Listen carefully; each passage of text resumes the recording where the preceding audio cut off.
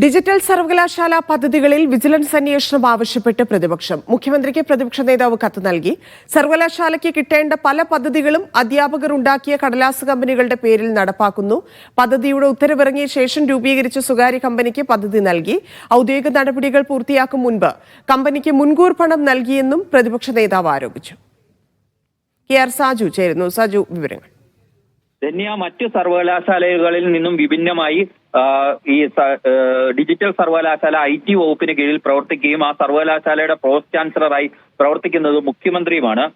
അതുകൊണ്ടാണ് മുഖ്യമന്ത്രിക്ക് ഒരു കത്ത് നൽകുന്നത്. വിവിധ പ്രൊജക്ടുകളിൽ സർവകലാശാലയുടെ പ്രവർത്തനത്തിന് ആവശ്യമായ തുക കണ്ടെത്തണമെന്ന വ്യവസ്ഥയാണ് അഴിമതിക്കാർ ദുരുപയോഗം ചെയ്യുന്നത് എന്നാണ് പ്രതിപക്ഷ നേതാവ് VD സതീശൻ ചൂണ്ടിക്കാണിക്കുന്നത്.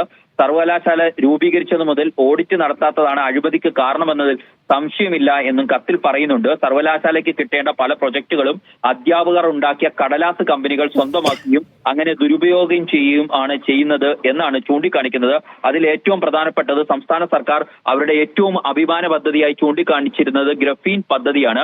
ഈ പദ്ധതിയാണെങ്കിൽ അതിലെ പങ്കാളിയായ സ്വകാര്യ കമ്പനി രൂപീകരിച്ചത് പോലും പദ്ധതി സംബന്ധിച്ച ഉത്തരവിറങ്ങിയ ശേഷമാണ്. ഔദ്യോഗിക നടപടികൾ പൂർത്തീകരിക്കും മുമ്പ് തന്നെ India graphene engineering and innovation centre എന്ന തട്ടിക്കൂട്ട് സ്ഥാപനത്തിന് മുൻകൂറായി പണം കൈമാറി എന്നും പ്രതിപക്ഷ നേതാവ് ചൂണ്ടിക്കാണിക്കുന്നുണ്ട്.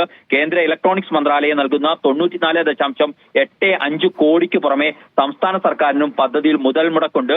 ഇത്രയും വലിയൊരു പദ്ധതിയിലും അഴിമതി നടത്തിയതെന്ന് സംസ്ഥാനത്തിന് തന്നെ നാണക്കേടാണ്. അതിനാൽ തന്നെ വിജിലൻസ് അന്വേഷണം നടത്തണം. ഒപ്പം ഡിജിറ്റൽ സയൻസ് പാർക്കിനായി സർവകലാശാല പാട്ടത്തിനെടുത്ത് കോടികൾ മുടക്കി നിർമ്മിച്ച കെട്ടിടം സ്വകാര്യ കമ്പനിയിലെ ജീവനക്കാർക്ക് താമസിക്കാൻ നൽകിയതിലും ചിലരുടെ സാമ്പത്തിക താൽപര്യങ്ങൾ ഉണ്ട് എന്നാണ് പ്രതിപക്ഷ നേതാവിന്റെ കത്തിൽ പറയുന്നത്.